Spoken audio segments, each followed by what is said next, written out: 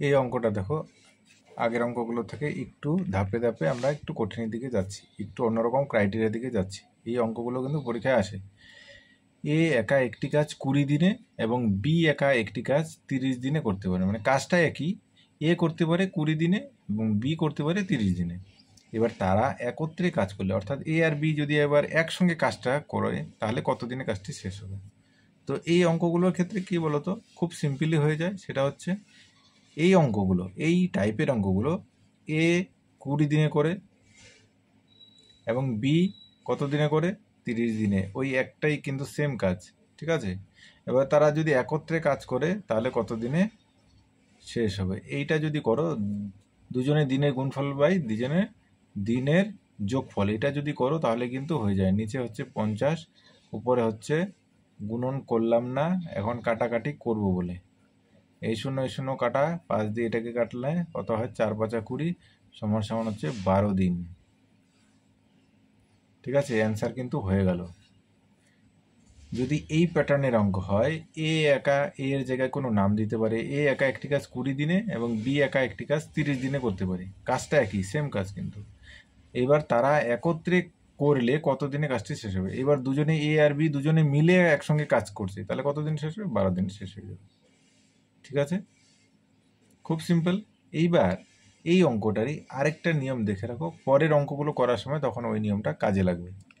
ঠিক আছে, তো এটা হচ্ছে কি, অর্থাৎ এ এ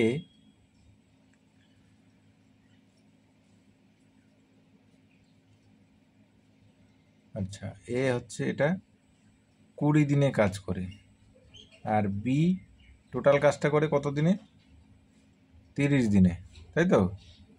এবার দেখো,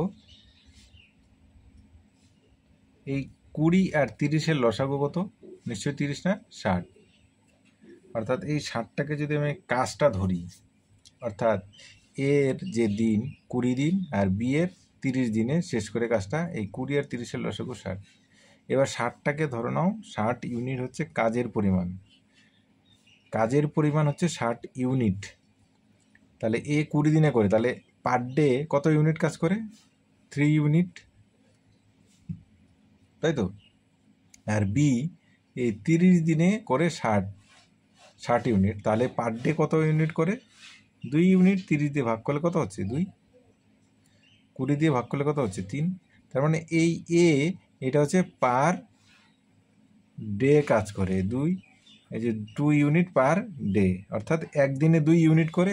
এটা হচ্ছে একদিনে 3 ইউনিট করে। এইবার এ আর বি একত্রে কাজ করলে বলা আছে, তাহলে এ আর বি যদি একসঙ্গে কাজ করে, এ আর বি যখন একত্রে কাজ করবে তখন কত ইউনিট কাজ করবে, এ কাজ করবে একদিনে করবে 3 ইউনিট, আর বি একদিনে করবে 2 ইউনিট, সমান সমান 5 ইউনিট কাজ করবে, তাই তো, পার ডে।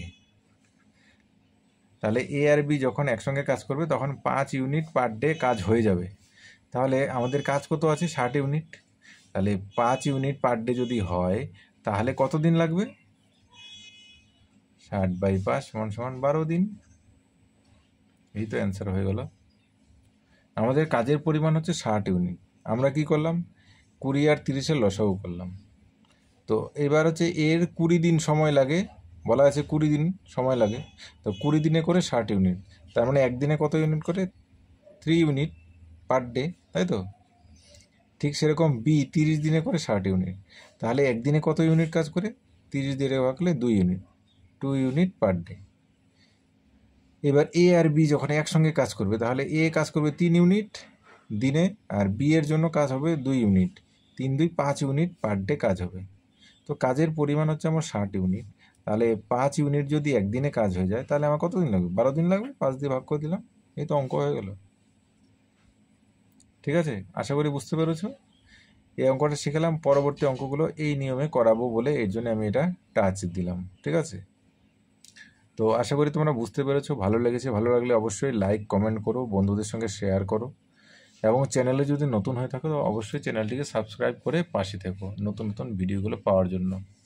ঠিক আছে, আশা করি এই অঙ্কগুলো তোমাদের পরীক্ষায় অনেকটাই হেল্পফুল হবে, এবং এই রকম ধরনের কিন্তু অঙ্কগুলো পরীক্ষায় থাকে।